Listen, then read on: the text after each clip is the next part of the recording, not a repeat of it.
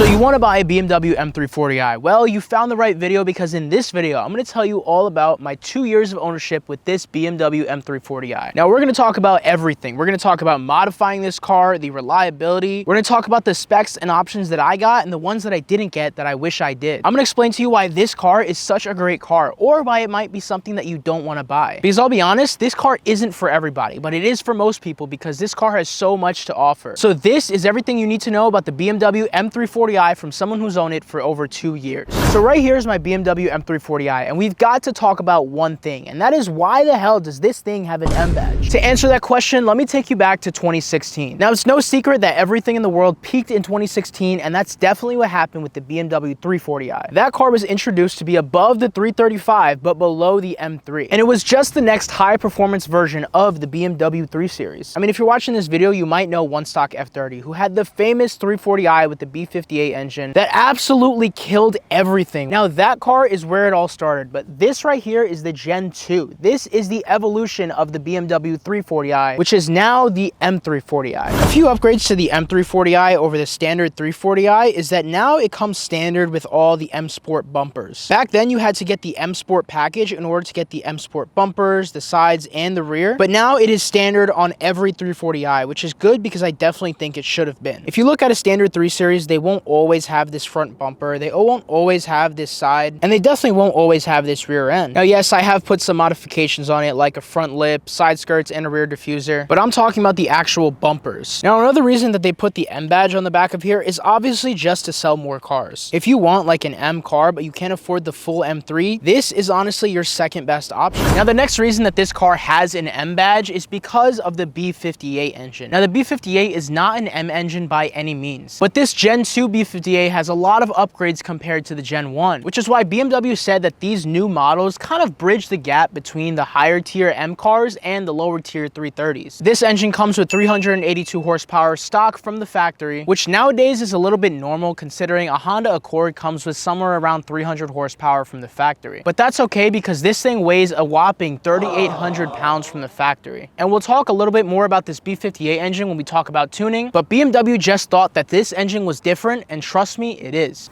But right now, I want to talk about the options that I got on this car and the options that I didn't get that I really wish I did. Now, if there were two must-have options for your BMW M340i, these are the two, and unfortunately, they are the ones that I didn't get. The first one has to be the laser lights. No matter what year M340 you're looking for, you absolutely have to get the laser lights. Now, when looking for my M340, I didn't really know too much about laser lights. I thought they all came standard on BMWs, but these ones right here are just the standard ones, whereas the laser lights go all the way up, giving you that real BMW menacing look that so many of them have. And like I said, no matter what year M340i you are getting, you have to get the laser lights, because not only do they look so good, but if you've got tints like I do, they make it so much easier to see at night. Trust me, the laser lights are worth the extra money because they just make the car look so much better. The second option that I wish I got on my M340i is the adaptive suspension. Now, this car just has the standard suspension, which means that inside, when you press the sport or comfort button, it doesn't change. It stays the same way no matter how I'm driving the car. But if you got the adaptive suspension, you can change the suspension depending if you're in sport, comfort, or eco mode. The adaptive suspension makes this car handle so much better, and it also makes it handle softer or sportier depending on the setting. Whereas this one, I feel like it's just so-so all the time. When I talk about the things that I dislike about this car, suspension is definitely one of them. But in a nutshell, since this car isn't a full-on M car, it doesn't handle as well as I would like it to. And I definitely think that with the adaptive suspension, this car would have handled so much better. But out of those two things, the laser lights and the adaptive suspension, if you have the chance to get it, absolutely 100% go for it.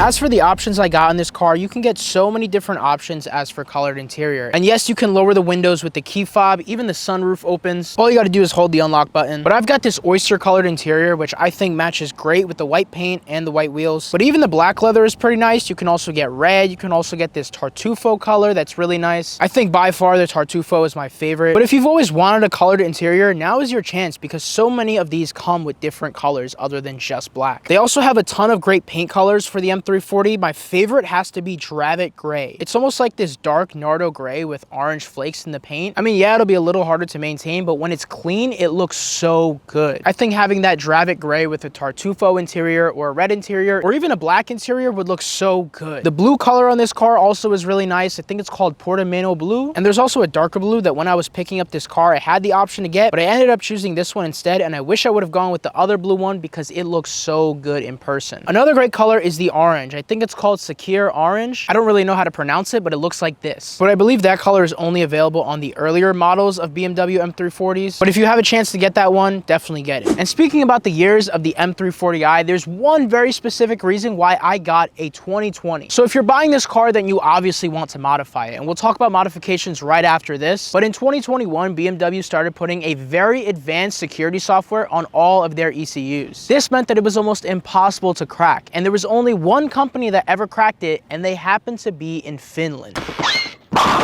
You okay, Patrick?